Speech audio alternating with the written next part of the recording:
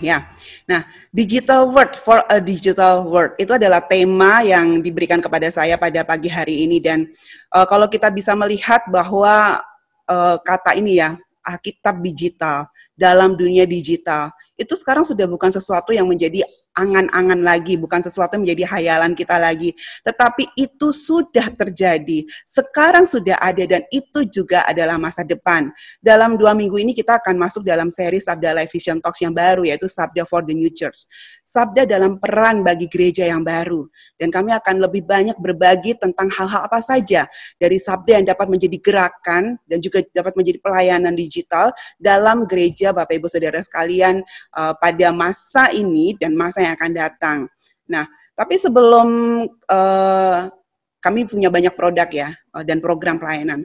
Nah, sebelum kami ingin sebelum mereka menggunakan bahan-bahan atau jemaat menggunakan bahan-bahan dari Yayasan Lembaga Sabda, kami itu selalu ingin mereka tidak hanya menjadi pengguna saja. Ada bahan, pakai sudah gitu ya. Kami ingin para pengguna dari Yayasan Lembaga Sabda selalu mengetahui dasar mengapa kita harus menggunakan produk-produk sabda. Mengapa kita harus menggunakan sistem-sistem studi Alkitab yang dibuat oleh Yayasan Lembaga Sabda? Supaya kita semua punya pemahaman dasar yang benar dan mengerti benar mengapa Yayasan Lembaga Sabda dipakai Tuhan dan dipanggil Tuhan untuk melakukan pelayanan ini. Oleh karena itu, presentasi saya hari ini akan memberikan landasan pemahaman kepada Bapak Ibu Saudara sekalian mengenai pelayanan Alkitab digital dan pelayanan digital pada era digital ini. Kita akan belajar bersama bagaimana Tuhan bekerja melalui alat-alat teknologi untuk kepentingan firman-Nya. Ya, kita semua ya, saya, Bapak, Ibu, Saudara sekalian, teman-teman saya juga ya, kita semua ini adalah saksi mata dari perkembangan teknologi digital dan kita tidak dapat menyangkal itu sangat mengubah dunia. Ya, menurut Douglas ini Mbah Douglas Engelbart ya, dia penemu mouse ya. Ini mouse yang biasa kita pakai seperti ini ya. Nah, ini mouse ini dia penemunya. Ya, dia berkata bahwa revolusi digital itu jauh lebih penting dibanding dengan penemuan penulis atau bahkan mesin cetak. Ya, betul sekali ya. Rasanya setiap detik itu selalu ada aja perubahan yang terjadi akibat perkembangan teknologi tersebut. Dan karena semua perkembangan ini itu sangat berpengaruh signifikan bagi dunia. Kita bisa lihat ya. Sudah tahu ada jam pintar, ada televisi pintar, ada kacamata pintar, dan sekarang kita sedang melakukan yang namanya, ini saya sebut-sebut sendiri saja, ini namanya relasi pintar. Kita tidak bisa bertemu, kita tidak bisa berdekatan, tetapi kita dapat saling melihat, kita dapat saling belajar dengan media Zoom ini, dan saya mau katakan ini adalah salah satu bentuk relasi pintar yang kita lakukan melalui berbagai jalur media sosial. Nah, dahulu, setiap fungsi dari satu teknologi itu berdiri sendiri. Kalau kita mau dengerin radio, mau mengetik, atau mau hitung-hitung pakai kalkulator, mau menelpon, nonton televisi, ya, apapun itu semua alatnya satu-satu. Ya, alatnya satu-satu. Jadi kalau kita mau melakukan semua fungsi yang ada di dalam layar Bapak Ibu Saudara sekalian ya, kita mungkin akan seribet mas-mas yang di samping ini ya, bawa kamera video yang besar banget, bawa radio kemana-mana dan wah ribet banget rasanya ya. Tapi sekarang semua itu sudah jadi satu dalam teknologi smartphone dan ini perkembangan digital yang sangat luar biasa. Semua itu sudah tidak perlu lagi kita gotong-gotong di pundak kita atau kita bawa dengan koper yang besar. Semua itu hanya perlu kita bawa dalam satu genggaman kita, yaitu di dalam teknologi smartphone. Semuanya ada. Aplikasi-aplikasi yang ada di dalam HP kita dibuat untuk memudahkan atau memberi kenyamanan kepada kita, bahkan terlalu berlebihan menurut saya. Tidak semua aplikasi yang ada di dalam HP Bapak Ibu Saudara sekalian dipakai, bukan? Hanya beberapa aplikasi saja yang dipakai, yang pasti penting bagi Bapak Ibu Saudara sekalian. Ya, perkembangan teknologi smartphone dan teknologi digital lainnya tidak hanya mengubah jalannya dunia ini, bahkan sudah mengubah kebutuhan dasar manusia. Nah, kita mengenal ada 5 kebutuhan dasar yang disampaikan atau diteorikan oleh Abraham Maslow, yaitu ada kebutuhan fisiologis, kebutuhan akan rasa aman, lalu ada juga kebutuhan akan rasa dikasihi, dimiliki, kebutuhan akan rasa aman, dan kebutuhan akan aktualisasi diri. Itu yang biasanya kita tahu ya, tapi sekarang sudah enggak lagi. Ada satu pengalaman yang nggak pernah akan saya lupakan seumur hidup saya ya. Itu ketika saya mengajar anak-anak SMA, karena saya juga ada pelayanan untuk mengajar ya. Ketika itu saya menyampaikan materi tentang kebutuhan dan keinginan. Lalu saya menjelaskan kepada mereka bahwa kebutuhan mutlak itu adalah kebutuhan yang mau tidak mau harus dipenuhi oleh manusia. Kalau tidak, ya, kalau kebutuhan mutlak itu tidak dipenuhi, maka mereka akan mati, manusia akan mati. Lalu saya minta mereka untuk menyebutkan, apa saja sih contoh kebutuhan mutlak itu? Nah, pasti kalau kita menjawab kebutuhan mutlak yang membuat kita harus bisa selalu survive untuk hidup, pasti kan makanan, air, udara, begitu kan ya? Nah, setelah hening sejenak, ya biasalah anak-anak SMA kadang-kadang suka gitu ya, hening dulu nanti baru ribut gitu ya. Hening sejenak, ada satu anak yang nyeletuk, kebutuhan mutlak saya, Bu, apa? Wi-Fi dan HP. Nah, kenapa? Iya, kalau nggak ada HP, nggak ada Wi-Fi, rasanya hidup ini mati, hidup ini sia-sia. Ketika saya dengar itu, saya nggak tertawa, tapi betul-betul itu nancep di hati saya. Wow, betul, kebutuhan dasar. Dan itu sudah menjadi kebutuhan mutlak bagi mereka para generasi digital saat ini. Jadi segitiganya, piramidanya jadi sekarang seperti ini. Ya, kebutuhannya menjadi ada Wi-Fi, lalu harus selalu membutuhkan baterai, kemanapun pergi harus ada paketan itu ya, paket data harus ada, Wi-Fi harus ada, pasti HP-nya ada ya, dan juga baterai kemana-mana harus dibawa. Nah ini mereka rela lapar, mereka rela mati mungkin ya, tanda kutip, jika sudah tentang urusan HP dan tentu saja tentang internetnya. Ya, teknologi smartphone benar-benar sudah jadi kebutuhan dasar masyarakat era digital saat ini. Bukan hanya anak-anak, bukan hanya murid-murid saya, tetapi kita mau katakan ya, mungkin juga jadi kebutuhan bagi kita semua. Nah, memang kita tidak dapat memungkiri, ya, bersyukur kepada Tuhan, karena memang teknologi memberikan banyak dampak positif di dalam kehidupan kita. Sekarang kita dapat merasakannya ketika era pandemi ini berlangsung ya. Teknologi sangat menolong kita untuk bisa tetap melakukan ibadah, bisa tetap melakukan persekutuan dengan jemaat ya, dengan mereka yang kita tidak dapat temui. Kita masih bisa saling membangun, kita masih bisa saling menguatkan dengan teknologi. Belum lagi dari segi komunikasi, transportasi, kesehatan, hiburan, dan sebagainya. Ada begitu banyak dampak positif. Tapi kita juga tahu, ya saya sudah sebut, ada bahaya real yang menjadi dampak negatif dari penggunaan teknologi. Coba kita lihat layar kita masing-masing.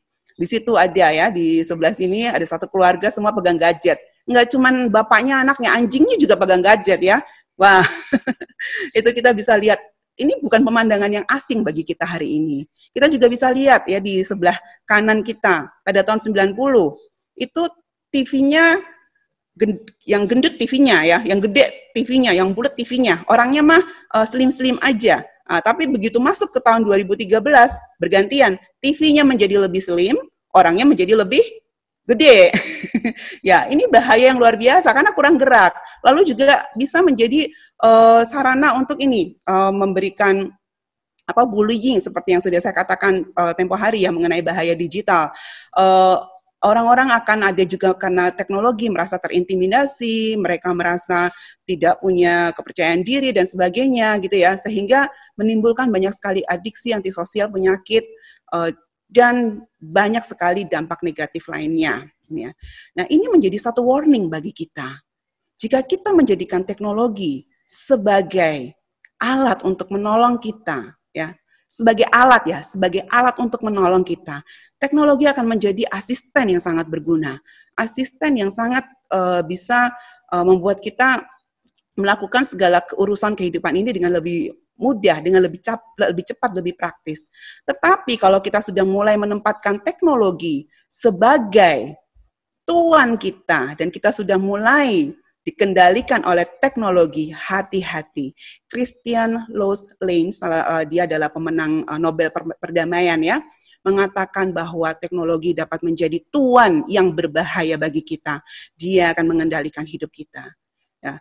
Melihat hal di atas ada dampak baiknya, tapi ternyata ada dampak buruknya juga. Kita mungkin akan timbul pertanyaan ya, jika memang teknologi itu ada hal-hal buruknya, apakah benar itu berasal dari Tuhan? Nah, sekarang kita mau menyegarkan lagi pikiran kita.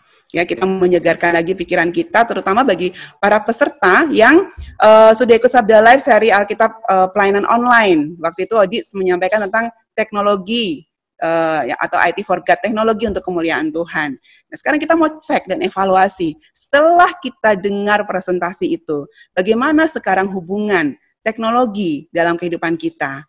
Ya, kita akan lihat ya. Apakah ini bagi yang baru pertama kali ikut juga bisa jadi ini ya, bisa jadi nilai lagi ya diri kita. Bagaimana saya menempatkan teknologi dalam kehidupan saya? Ya, yang pertama adalah IT or God, teknologi atau Tuhan. Dan pandangan semacam ini menganggap bahwa urusan teknologi itu nggak ada sangkut pautnya dengan urusan Tuhan. Begitu pula sebaiknya. Orang yang memegang pandangan seperti ini tuh menempatkan dirinya dalam dualisme kehidupan.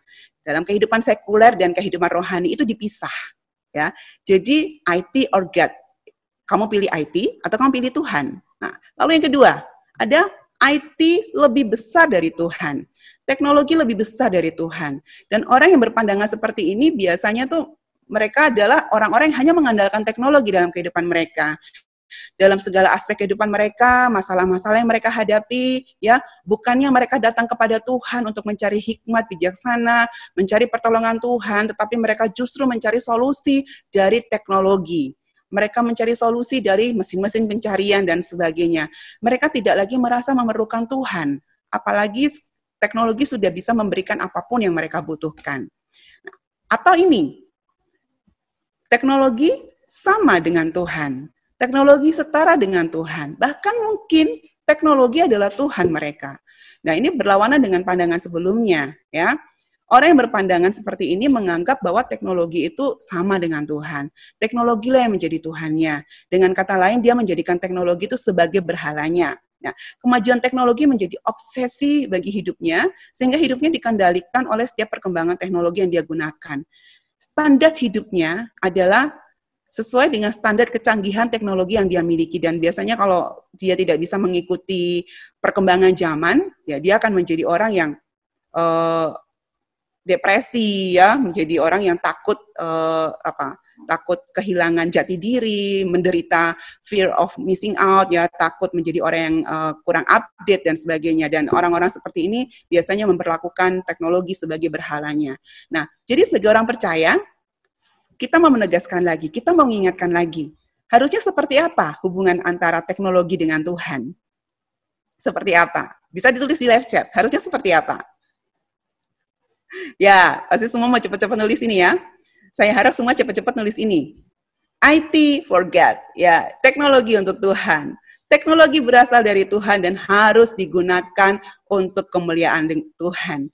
Dan ini yang selalu kami serukan. Dan jangan bosan-bosan, kami akan selalu menyerukan ini karena inilah yang menjadi visi dari Yayasan Lembaga Sabda. Dan kami harap visi ini juga dapat menjadi visi bagi masyarakat digital Kristen saat ini, bagi gereja baru, ya, bagi gereja masa depan, ya. IT for God, IT harus menjadi kemuliaan bagi nama Tuhan. Dan ini adalah landasan firman Tuhan yang kami pakai. Dalam Kolose 1 ayat 16, sebab oleh Dia segala sesuatu itu dikasih bold, kasih warna merah, ya, yang ada di surga dan di bumi diciptakan, yang kelihatan dan yang tidak kelihatan, baik tahta kekuasaan pemerintah maupun penguasa, segala sesuatu telah diciptakan melalui Dia dan untuk Dia. Kata segala sesuatu itu juga mencakup teknologi, ya. Semuanya, apapun diciptakan melalui Dia dan untuk Dia. Oleh karena itu, teknologi harus kita kembalikan untuk kemuliaan nama Tuhan. Ya. Nah, ini sepertinya macet. Ya. Ya, jadi ini ada ya, kita biar di TT-nya ya, teknologi is from God, teknologi adalah dari Tuhan, harus kita gunakan untuk kemuliaan nama Tuhan. kita bisa melihat perkembangan ya. Kenapa kita harus menggunakan teknologi untuk kemuliaan nama Tuhan? Karena sejak awal kita dapat melihat bagaimana Tuhan menggunakan teknologi terkini, teknologi yang paling canggih untuk kepentingan firman-Nya. Kalau kita lihat dua loh batu ini, kita ingat apa? Kalau guru sekolah minggu pasti langsung jawab, wah ini cerita tentang apa? Tuhan menuliskan dua loh batu 10 perintah bagi umat Israel. Dan saat itu apa yang Allah gunakan? Allah menggunakan batu yang saat itu tuh memang adalah teknologi terkini, teknologi yang paling baru. Orang bisa berkomunikasi, untuk orang bisa menulis. Teknologi batu digunakan Allah pertama kali untuk menulis 10 perintah Allah. Lalu ikutnya, kita lihat dalam perkembangan berikutnya. Ada teknologi pena dan perkamen. Kita tahu ya, Rasul Paulus, dia di karantina. Jadi karantina itu sudah ada sejak zaman dahulu kala. Ya, waktu itu Rasul Paulus di karantina, dan mungkin saat ini juga kita sebenarnya sedang di karantina di rumah, jangan kemana-mana dulu kalau nggak penting-penting banget ya. Tetapi dalam masa karantinanya dia dapat menghasilkan ya sebagian dari perjanjian baru, dia selesaikan dengan teknologi yang paling canggih saat itu. Dia gunakan pena dan perkamen. Dia tulis itu di dalam rumah ya, di dalam rumah tahanan, di tempat dia ditahan. Kita bisa lihat ya, sekarang kita menikmati berkat Tuhan yang luar biasa dari penggunaan teknologi yang dilakukan oleh Paulus saat itu. Lalu kita juga bisa belajar dari teknologi cetak. Bapak Ibu Saudara sekalian, apakah tahu ketika pertama kali mesin cetak ditemukan, apa yang pertama kali dicetak? Apa? Ya, Alkitab. Alkitab dalam bahasa Jerman. Ketika itu orang sangat tidak bisa membaca kitab suci. Orang tidak bisa mengakses Alkitab karena tidak ada ya, tidak ada yang bisa mereka pegang, yang mereka bisa baca. Ketika teknologi cetak pertama yaitu mesin dari Gutenberg ini jadi, pertama kali yang dicetak adalah Alkitab. Dan itu kita lihat lagi, teknologi yang paling baru lagi-lagi Tuhan pakai untuk kepentingan firman-Nya, untuk agar firman-Nya dapat diperoleh oleh lebih banyak orang lagi. Sekarang kita masuk dalam era komputer dan teknologi gadget. Dan apakah teknologi terbaru selalu kita utamakan untuk kepentingan firman Tuhan? Inilah yang menjadi pergumulan, menjadi kerinduan Yayasan Lembaga Sabda selama 25 tahun. Kami kejar-kejaran dengan teknologi, ya. Kami selalu mengejar bagaimana teknologi yang baru itu dapat kita kembangkan, dapat kita manfaatkan untuk menghasilkan studi Alkitab, menghasilkan Alkitab digital yang dapat diakses oleh masyarakat digital saat ini. Ya, ada lewat aplikasi HP, ya, lewat chatting juga ada. Lalu pertama kali kami membuat pada tahun 94 adalah software Sabda. Itu adalah studi Alkitab digital pertama di Indonesia. Dan juga ada situs Alkitab Sabda dan sebagainya. Nanti kita akan lihat dalam presentasi-presentasi 1 menit dalam hari-hari ke belakang ya. Dan besok juga teman-teman saya akan mempresentasikan tentang khususnya tentang komputer dan teknologi gadget dalam hal Alkitab ini. Dan kita bisa lihat ya, kita bisa lihat bahwa dalam perjalanannya ya, dalam perjalanan perkembangan firman Tuhan ya, Tuhan turun tangan melalui teknologi agar firman-Nya sampai kepada umat-Nya. Kita juga bisa melihat dalam sejarah, perjalanan sejarah. Sebelum abad ke-15 ya, sebelum abad ke-15 kita bisa melihat bagaimana firman Tuhan itu disampaikan dalam kebudayaan lisan, ya, disampaikan dalam bentuk bicara. Orang jika ingin mengetahui tentang firman Tuhan, mereka hanya dapat mendengar, karena itu disampaikan di dalam tempat-tempat ibadah, dalam bait Allah atau dalam sinagog, ya. Dan yang menyampaikan itu juga bukan orang sembarangan. Mereka adalah orang-orang yang memang sudah mempelajari kitab suci itu, ya. Mereka sudah biasanya para imam yang berpendidikan, ya, dan jemaat lainnya hanya bisa mendengar karena mungkin mereka tidak bisa membaca atau mereka tidak punya akses, sehingga yang hanya bisa dilakukan adalah dengan mendiktekan firman Tuhan itu, membacakan firman Tuhan itu, ya, lalu didengarkan, dan ini sangat terbatas. sangat-sangat terbatas, tidak bisa didengarkan atau tidak bisa sampai kepada lebih banyak orang. Lalu kita lihat lagi perkembangan selanjutnya, yaitu Alkitab cetak antara abad 15 sampai abad ke-20. Di situ perkembangan ya kebudayaan menulis mulai berkembang sehingga orang sudah bisa mencetak Alkitab, orang sudah bisa membaca Alkitab, sudah lebih banyak orang yang bisa membaca Alkitab meskipun masih terbatas kepada orang-orang yang berpendidikan atau orang-orang yang kaya yang dapat membeli Alkitab. Ya, walaupun sudah tidak terbatas ketika oral culture ya, tetapi ini sudah bisa lebih banyak orang lah yang bisa menikmati firman Tuhan. Kita dapat merasakan dan ketika kita masuk dalam abad ke-20 ini dan seterusnya, kita dapat melihat perkembangan Alkitab menjadi Alkitab digital. Sekarang sudah masuk dalam budaya gadget. Orang tidak hanya bisa mendengar Alkitab, orang tidak hanya bisa membaca Alkitab, tetapi orang bisa melakukan dua-duanya. Bahkan lebih dari itu, orang bisa melihat, ya, bisa melihat. Bisa baca, bisa dengar, dan bisa nonton.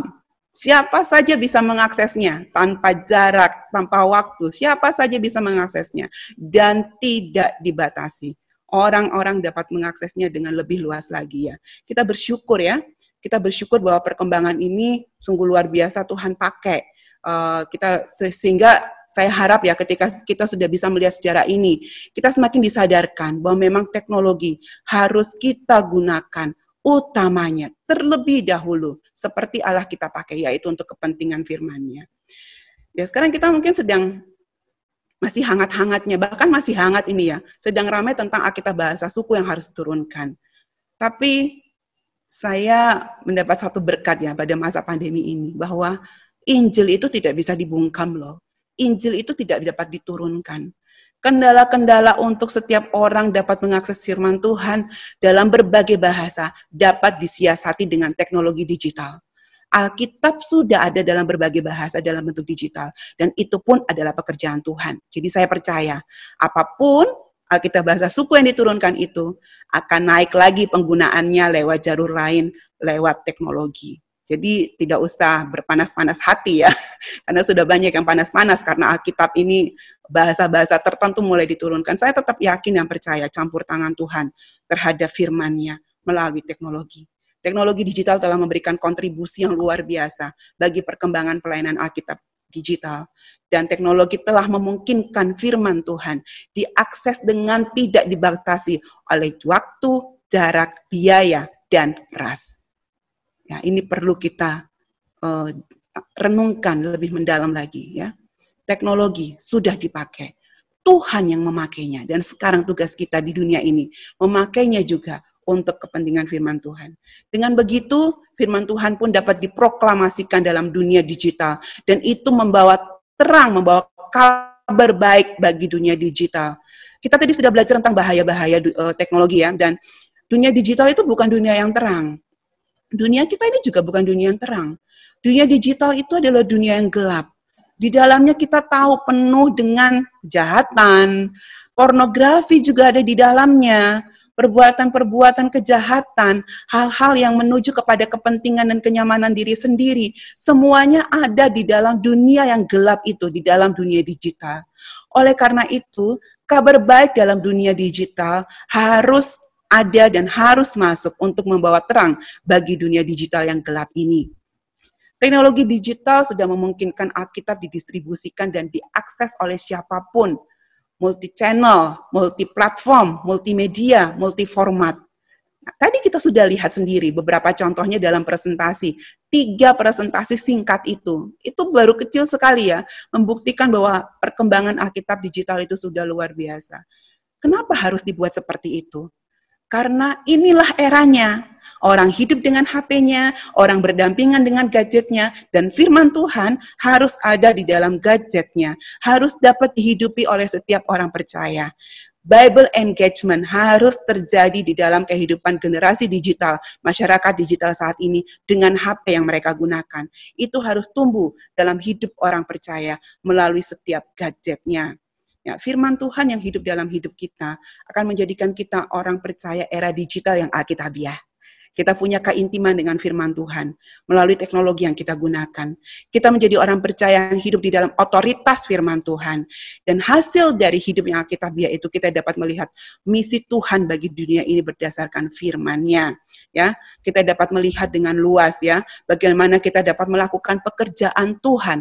Ketika kita sudah memiliki kehidupan Alkitabiah, kita dengan mudah dapat melihat misi Tuhan dalam firman-Nya ya.